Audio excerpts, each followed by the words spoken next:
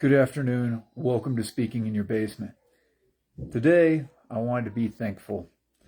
I'm thankful that I got into karate because it led to a lot of weird and interesting things. One instructor back in the 90s taught me something very valuable. He said awareness was the first principle. Now, this is when I'm expecting to learn martial arts. I'm expecting to learn tricks for speed and power and how to throw punches and kicks and etc. And he starts off by saying awareness is the first principle. Taking a step back, I can see it. I mean, even in the area of self-defense, what do people try to do in when people try to attack other people? Frequently, not always, frequently, it's a sucker punch. Or they try to get the person's attention while their buddy sneaks up behind them. So they try to ambush them in some way or another. Well, if this is happening to you and you're aware of it, even if you can't stop it, it's always better to know it's coming than not know it's coming. The punch you don't see coming at all, that's the one that's more likely to knock you out. If you see it coming, you can at least tighten up or try to avoid it or roll with it or do something. If you don't see it coming, if you're not aware of it, you can't do anything about it. You're kind of at the mercy of how skillful the other person is at mugging, attacking, or whatever else it is they're trying to do.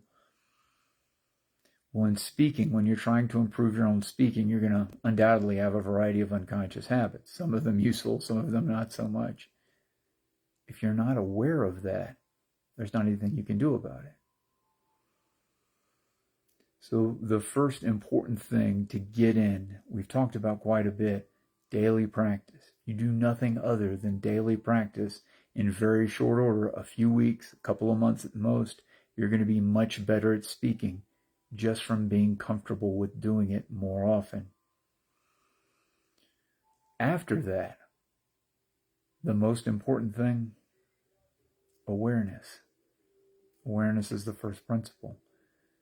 And it's good to do reviews on your speaking. It's good to record yourself and just listen.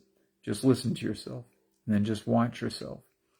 And then notice if there's any phrases that you don't like. Notice if there's any point where you're speaking, but you're not really getting to the point. You're just kind of babbling between points. Sometimes people call these crutch words.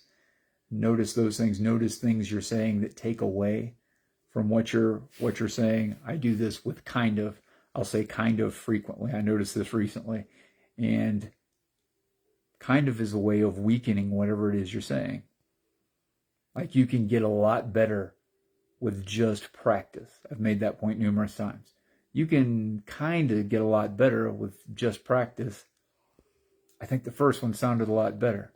The kind of isn't necessarily helping me. So when you note those things, you can start changing them.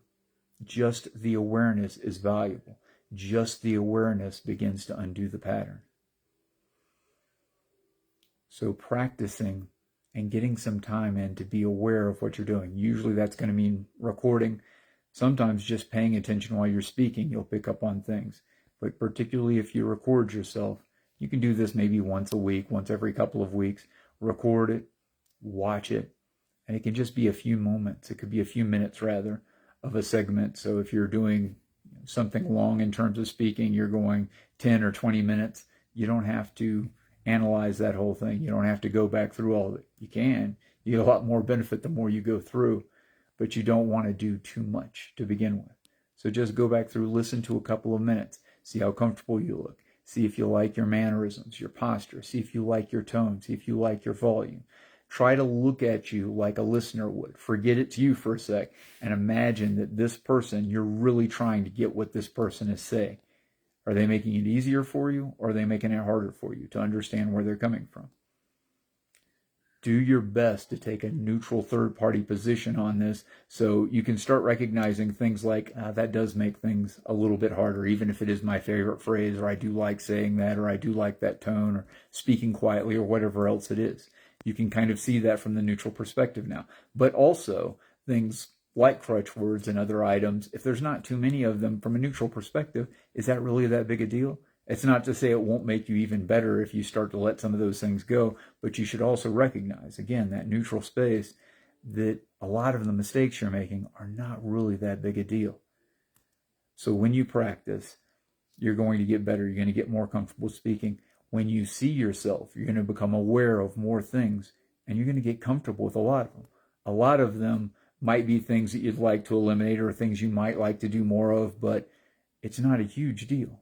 It's just something that you'll work on unconsciously in some sense as you go on, because again, just the awareness can begin to change things. But also you can start practicing, well, I'm going to see if I can get rid of kind of, or you can see if you can get rid of any of your other crutch words or unnecessary terms or phrases you don't want in your speaking anymore. You keep coming back, you keep paying attention, and you keep coming to that neutral place where you can just try to get clarity. Clarity for yourself and clarity for the person or persons you're speaking with. Awareness is the first principle.